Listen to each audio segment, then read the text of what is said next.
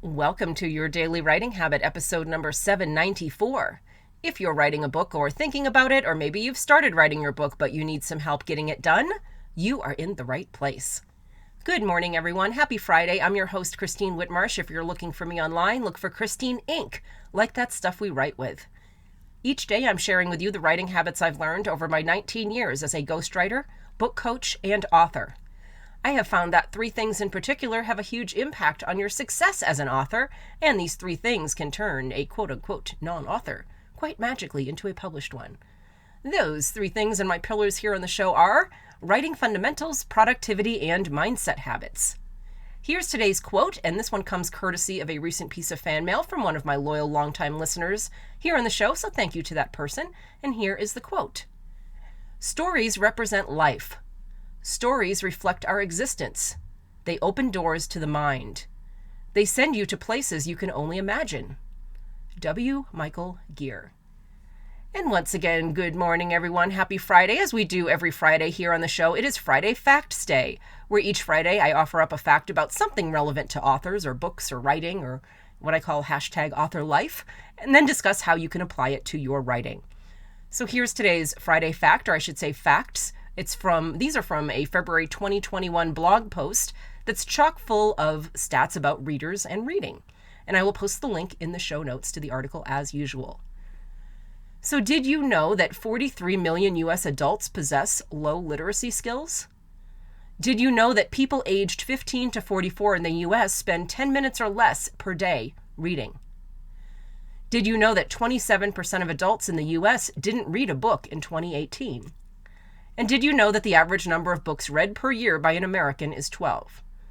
Well, some of those stats aren't the most encouraging things, especially to us as authors. You might even be thinking, why are we even bothering to put our work out there if, going by those stats, most people literally aren't reading books? Well, here's why. Because the minority of people who are buying and reading books are doing so voraciously and typically at a high rate of speed. The people who are reading, quite simply, can't get enough of books. And without checking every historical stat whatsoever, I would venture to bet that the same has been true since the very first book was published way back around the time in the mid-1400s when Mr. Gutenberg invented his printing press. I'm sure not everyone rushed out to get a copy of every book ever produced by a printing press, but the ones who did, I think they were probably hooked.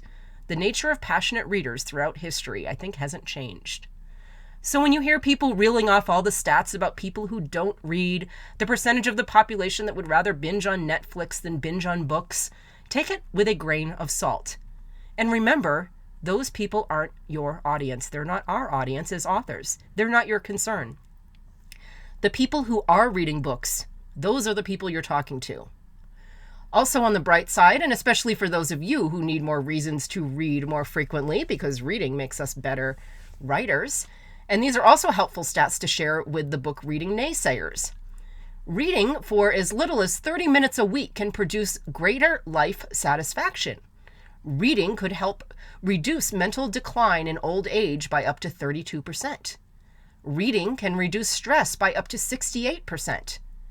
Reading stats show that 50% of people who read before bed report sleeping better than non-readers, and the list goes on. So in summary, read on, fellow authors, and then write on. It does your mind, body, and books good. Thank you for joining me here on your Daily Writing Habit, where I am helping you write and finish writing an awesome book. And please drop by my Inc. Authors group on Facebook for motivation, accountability, book writing, publishing resources, and more. And I would so appreciate it if you could subscribe and follow the show wherever you happen to be listening and leave a review while you're there. Thank you so much. Until tomorrow, happy writing.